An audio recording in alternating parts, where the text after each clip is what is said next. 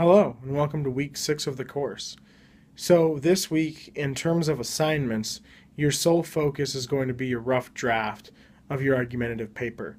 We've been working on it gradually. You did the library worksheets to help you find some research. You did the annotated bibliography that hopefully helped you refine your topic a little bit. And then in the discussion board post last week, I asked you to write out a thesis statement. So you should have the basis to start the paper now from all of that past work. That was my goal in setting up that work. With this short video lesson, I want to accomplish two things. Each one should take less than 5 minutes, so hopefully we have a very short, less than 10-minute video. The first is to explain the peer review process. The directions are on Canvas, and it's fairly straightforward, but things, it can be tricky in the online format to find everything, to get everything done. So I want to hopefully lay it out for you as clearly as possible in this video. The second is to talk about the readings for this week. I think they'll be very helpful to you in writing your rough draft, and so I want to just briefly go over what I feel are the most crucial parts of that information. So the peer review, a little bit of clarity on that. You'll see a few minutes ago I made the assignment, so it should be showing up in Canvas. One important thing I want to note is that on the syllabus, it lists both a discussion board post and a rough draft. I rethought this and I decided to change that. I don't think you need to do a discussion board post on top of the rough draft, but you need a place to post your rough draft. So I essentially made the posting of the rough draft into your discussion board post this week. So you'll see lesson 6, it says, form for peer review or something along those lines, and you essentially just post your rough draft there and you'll get the 2 points credit for the lesson that you usually get. And there's no longer any, and that's due on Sunday, and there's no longer any discussion board post due on Friday. So I wanted to clarify that point, because I know some of you might ask when you see no assignment due on Friday. That's the reason for the change. I don't want you to have to focus on also doing a post. Just get that rough draft done and in good shape. So a little bit now about how the process works. First, I'll go over the rationale behind it, why we do peer review, and then I'll explain exactly what I'm asking you to do. So peer review is a really crucial stage of the writing process. Everyone should do peer review when they're writing. I still do peer review today, even though I've been writing for a long, long time. In a few weeks, I'm giving a presentation at a conference, and where I read a paper aloud that I've written, and I send that paper out to my colleagues and have 2 or 3 colleagues read that before I get up there and present it to make sure it's in the best shape possible.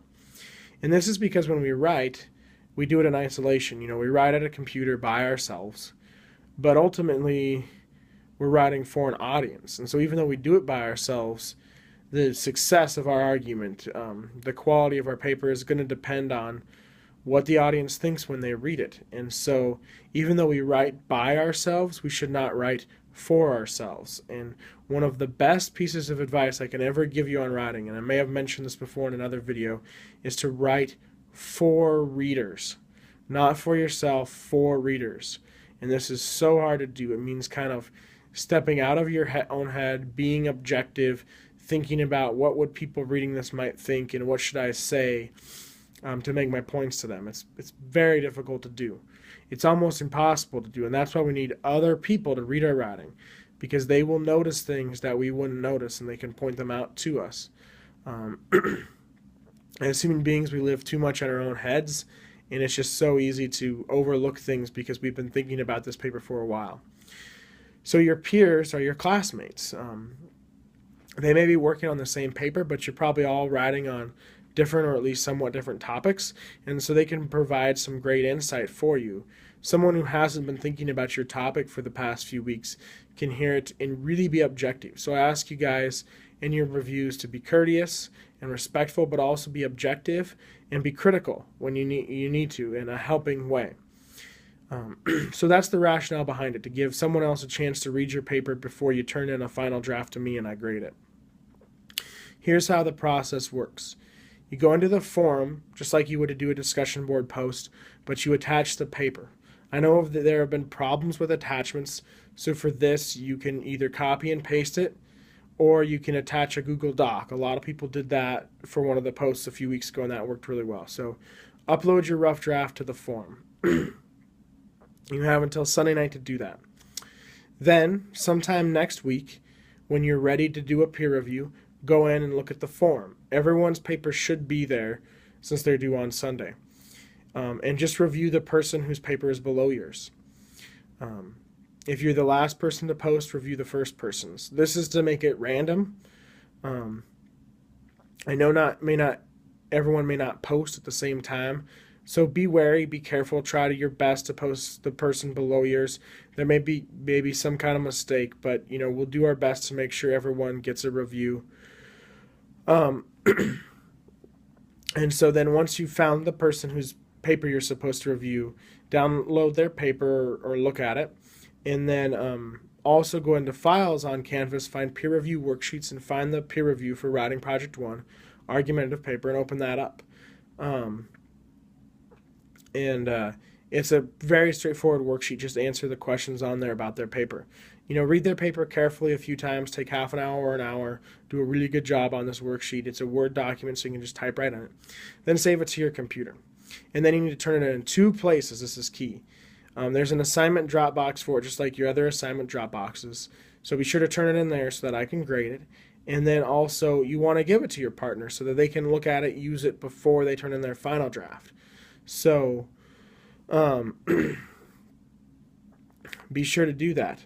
There's 2 ways you can do this. You can either send it through on the same discussion board form back to them as a message back to them by either, again, making a Google Doc and including that link, or pasting it, copying and pasting it in there. Or you guys, when you're talking there and exchanging drafts, you can exchange emails, and you can exchange both your drafts and your worksheets via email if you want. Just make sure there's some kind of record of it in the form so that I see you sent your worksheet back to your partner. Just send them a message, say, hey, I emailed this to you, or whatever. And you can contact each other real easily through Canvas. You just go into messages, find the person, you go into your inbox, find the person, send them a message. I'm sure some of you have done it before on Canvas for group projects or whatever.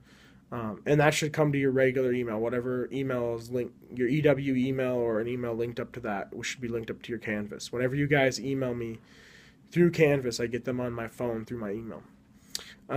So that's the peer review. It's very straightforward. Let me know if you have any questions at all. I want to make sure you understand how you do it so you get credit and you also get feedback on your paper from a partner and also give someone some feedback. Remember, the rough draft is due this Sunday, the 30th at midnight. You'll have 5 days to do the peer review. That's due Friday, November 4th at midnight. And then the final draft is due Sunday, November 6th. So the peer review isn't due till Friday, a week from this Friday. Make sure you get it back to them as early as you can so they have some time to use your feedback as they revise for their final draft. Okay, so that's the first thing I wanted to talk about today. Make those instructions as clear as possible. Please let me know if you have any questions. The second thing is the readings for this week. They're all about making arguments. There's 2 main sections, so I want to go over those. Hopefully they'll be helpful to you in making your argument in your paper. The first is about the 4 rhetorical appeals: ethos, pathos, logos, and kairos. The book doesn't address kairos, but it's very important, so I'm going to mention it in this video. And then the book calls these emotional, ethical, and logical appeals. The reason we use the word appeal, you may have heard them also called rhetorical tools or strategies or something like that, but the word appeal indicates that you're appealing to something in the reader. Their sense of logical reasoning, their emotions, their sense of credibility. So the first one is ethos. The book terms this as ethical, and using the word or a word that starts with E is to remember, easy way to remember, ethos, ethical. But I actually think the word credibility describes it better, because you're not making an ethical argument when you use ethos. You're showing your credibility. So this is the way you present yourself in the essay, using an appropriate tone and language, showing that you've done your research and you know the topic well, and this isn't just your opinion. This is what you believe is the best argument after having done the research on it. So ethos or ethics/credibility, presenting yourself as ethical to the reader through the way you present yourself, your tone, your word choice, showing you've done your research. That's ethos. That's the first one. Second one is pathos, which is emotion. Some people will say passion or pity or pathetic or something to help them remember.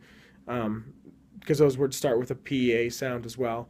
But pathos is emotion. So this is the one you'll probably do the least in academic writing, but you should still have there some. And this is appealing to a reader's emotions, so making them feel something.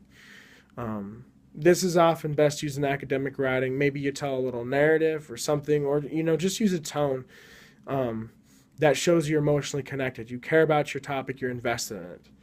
You don't want that to be the primary reason you're making the argument, but you do want to show that you care. The third and most important one is logos or logical reasoning. This is the one that matters the most. In other formats, other rhetorical situations, say like writing on Facebook, making a commercial, the other appeals might matter more. But for writing academically in a college class, logos or logical reasoning matters the most. So a lot of people misinterpret this and they think it means citing facts or evidence. That's part of it, but that's not the main part. And just because something is published in an article, even a peer-reviewed scholarly article, doesn't mean it's a fact, so to speak. It's usually well supported and well reasoned out, but it's still someone's opinion. It's just they've given a lot of evidence to support it.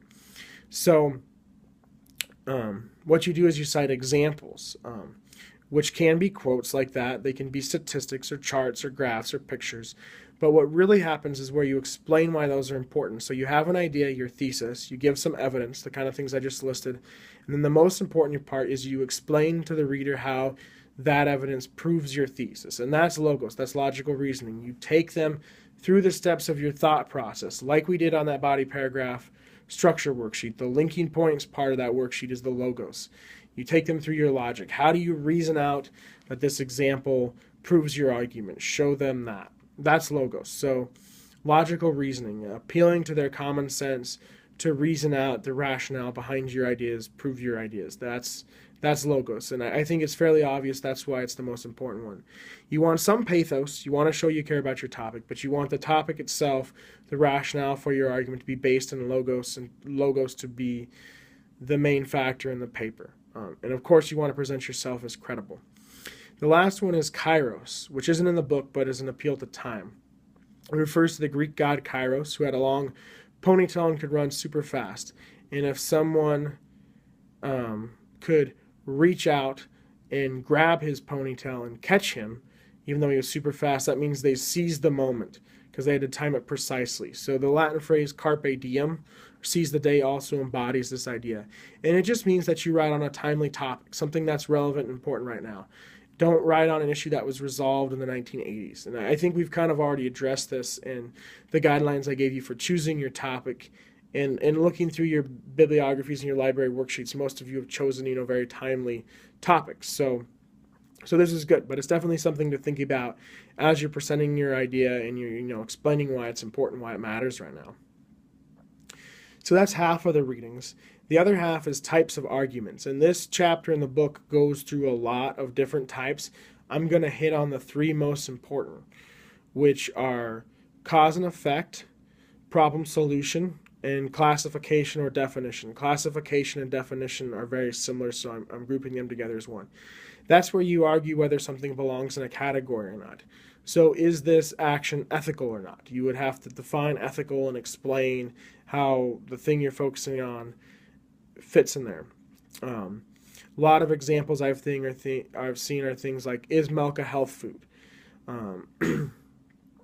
Is a Twinkie considered candy for the purposes of sales tax? Is a certain example a case of domestic abuse or self-defense, something like that? So these are all examples of both definition and classification. You have to define the category. What makes something ethical? What makes something candy? What the criteria for determining a health food, etc. And then you define that, and then you show whether the thing you're talking about fits into that category. That's a definition or classification argument. Second one is cause and effect. This is where you show how one thing causes another. Say something like you want to argue social media is causing eating disorders. There's a logic behind that. People see images on social media that aren't realistic because someone spent 9 hours trying to get that photo, or they photoshopped it or something, and then they think